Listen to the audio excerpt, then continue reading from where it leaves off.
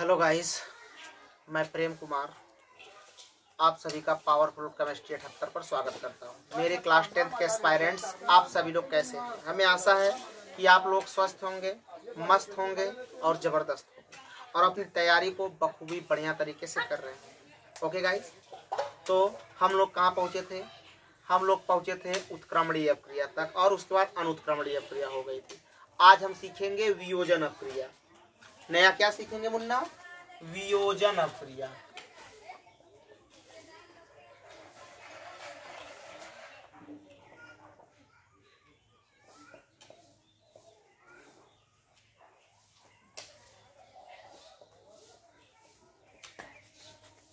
Dissociation reaction. वियोजन अपक्रिया क्या होती है मुन्ना? कि ऐसी रासायनिक ऐसी उत्क्रमणीय अपक्रिया। वियोजन अपक्रिया क्या होती है? एक प्रकार की उत्क्रमणीय अपक्रिया होती है।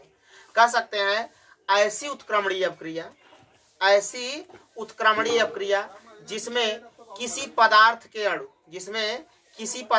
अणु दो या दो से अधिक सरल अणुओं में वियोजित हो जाते हैं। वियोजन का मतलब टूटे कुछ पल के लिए, फिर उसके बाद जुड़ जाता है। आई बात समझ में? वियोजन का मतलब ये होता है कि कुछ समय के लिए टूटे, फिर उसके बाद वो कंडीशन हट जाए जिस कंडीशन से टूटा है, तो फिर अपने ओरिजिनल पोजीशन में आ जाए, तो उसी कहेंगे वियोजन। देखो, ऐसी उत्क्रमणीय अपक्रिया, ऐसी उत्क्रमणीय अपक्रिया, ऐसी उत्क्रमणीय अपक्रिया जिसमें किसी पदार्थ के अणु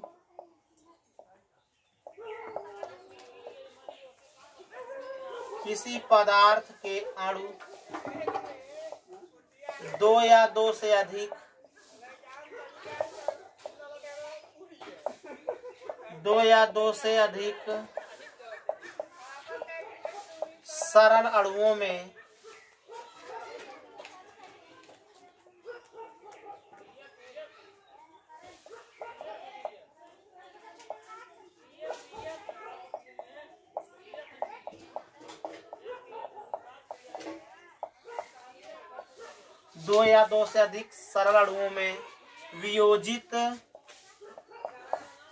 हो जाते हैं,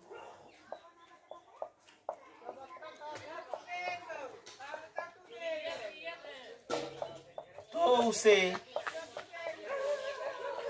वियोजन अपक्रिया कहते हैं।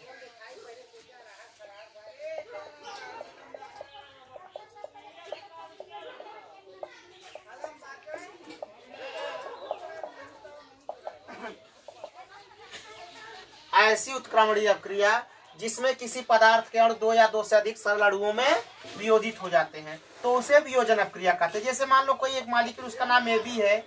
अब ये क्या हो गया? थोड़ा टेम्परेचर पाया तो क्या हो गया? ए प्लस बी में टूट गया, वियोजित हो गया। जैसे इसे कूल किए, ठंडा किए, फिर इसे अपने ओरिजिनल पोजीशन में आ जाता है। इसीलिए डबल हाफ, इसलिए उत्क्रमणीय अपक्रिया के द्वारा दिखाया जाता है, उत्क्रमणीय तीर के द्वारा दिखाया जाता है। ऐसी उत्क्रमणीय अपक्रिया जिसमें किसी पदार्थ के अणु दो या दो से अधिक सरल अणुओं में वियोजित हो जाते हैं, तो उस अपक्रिया को वियोजन अपक्रिया कहते हैं। तो देखेंगे ध्यान से, जैसे PCl5 ले लिए, फास्फोरस पेंटाक्लोराइड।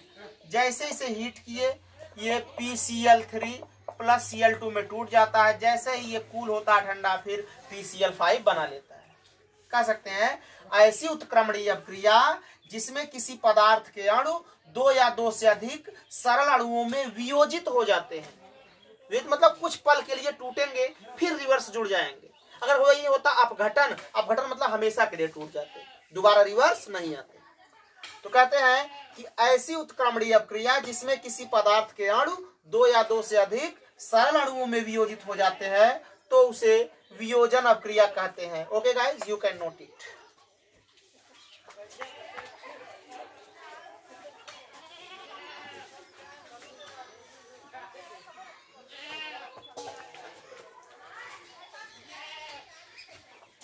ओके गाइस, आप जानेंगे वियोजन अपक्रिया दो प्रकार की होती है। वियोजन अपक्रिया दो प्रकार की होती है। वियोजन अपक्रिया दो प्रकार की होती है, दो प्रकार की होती है, दो प्रकार की होती है। कौन कौन सी मुन्ना? पहला है ऊष्मीय वियोजन,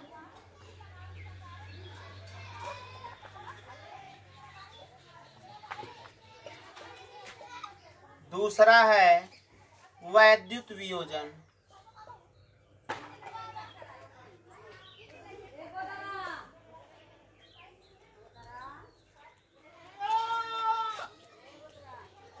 पहला मुन्ना ऊष्मीय वियोजन, दूसरा है वैद्युत वियोजन। आई बात समझ में? तो हम पहले देखो कितने प्रकार की होती है? दो प्रकार की। वियोजन अपक्रिया दो प्रकार की होती है, पहला ऊष्मीय वियोजन, दूसरा है वैद्युत वियोजन। नोट कर लो।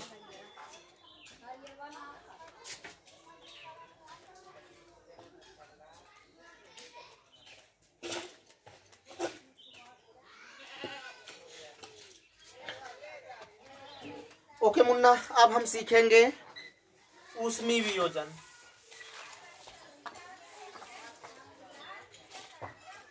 देखो ऊष्मीय वियोजन क्या होता है कि ऐसी वियोजन अपक्रिया जो ऊष्मा के प्रभाव से संपन्न होती है, अर्थात ऊष्मा के प्रभाव से पूरी होती है, तो उसे हम ऊष्मीय वियोजन कहते हैं। ऐसी वियोजन अपक्रिया जो ऊष्मा के प्रभाव से पूरी होती है, संपन्न होती है, तो उसे ऊष्मीय वियोजन अपक्रिया कहते हैं। देखेंगे ऐसी वियोजन अपक्रिया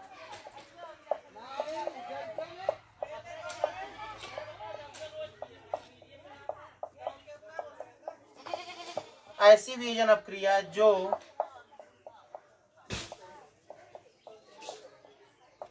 ऊष्मा के प्रभाव से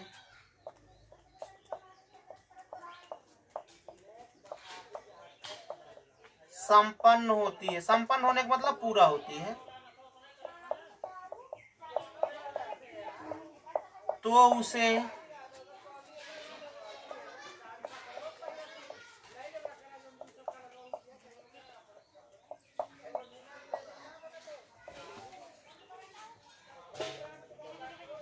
ऊष्मीय वियोजन कहते हैं।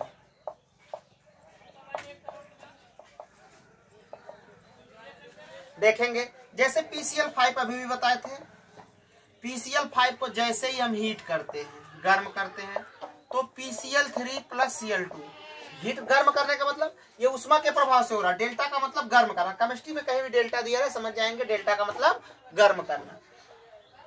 क्या होता है? ऊष्मा के प्रभाव से पूरा हो रहा है, तो ऊष्मीय वियोजन। आगे देखेंगे FeSO4,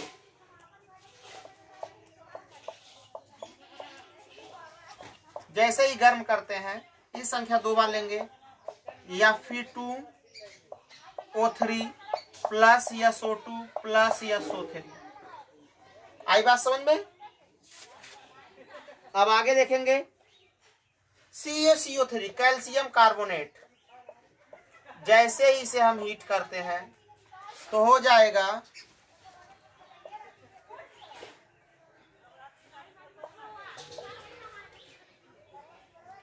ये हो जाएगा CaO calcium oxide plus CO2। आई बात समझ? जब देखो ऐसी वियोजन अपक्रिया जो ऊष्मा के प्रभाव से पूरी होती है, अर्थात जो ऊष्मा के प्रभाव से संपन्न होती है, तो उसे ऊष्मीय वियोजन कहते हैं। You can note it.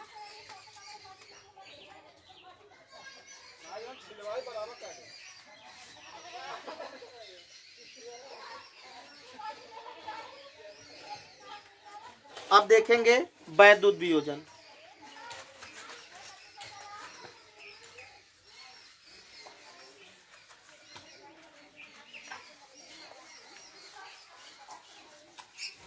अब देखेंगे मुन्ना क्या? वैद्युत वियोजन।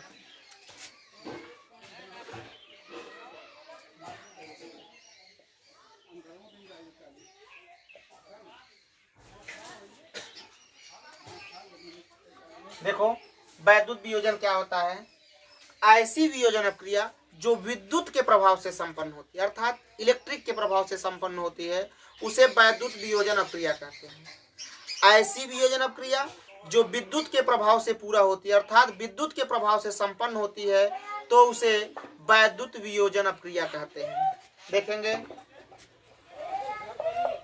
ऐसी वियोजन अपक्रिया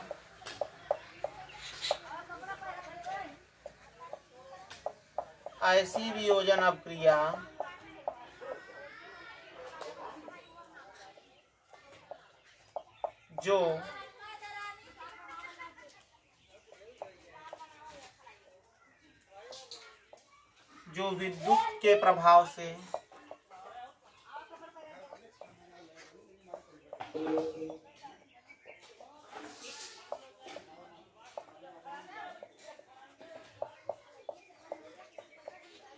संपन्न होती है, तो उसे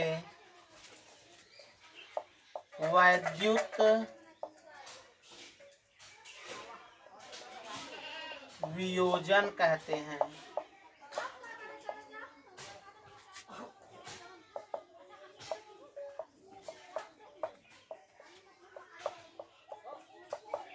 देखो, ऐसी वियोजन अपक्रिया जो विद्युत के प्रभाव से संपन्न है, अर्थात जो कंप्लीट किससे होती है? विद्युत से। जैसे देख लेंगे, हम लेते हैं H2O, इसमें डालते हैं विद्युत, इलेक्ट्रोलाइट मतलब क्या विद्युत डालते हैं जैसे, तो ये हो जाता है H प्लस OH माइनस। जैसे ही विद्युत का प्रभाव हटा, फिर से पानी H प्लस OH जोड़ करके पानी बना लेता है। ऐसी वियोजन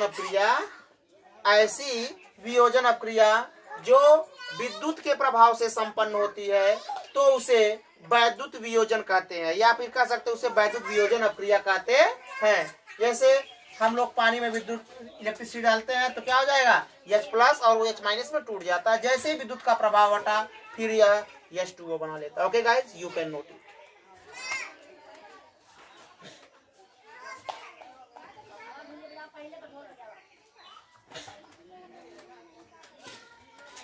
मेरे बच्चों, इसी तरह से बने रहिए पावरफुल केमिस्ट्री 78 पर, और अपने दोस्तों मित्रों, चाहे स्कूल के, कोचिंग के, उनके पास शेयर करना, सब्सक्राइब करना ना भूलें, और कमेंट करना बिल्कुल ना भूलें। So thanks, all the best of luck.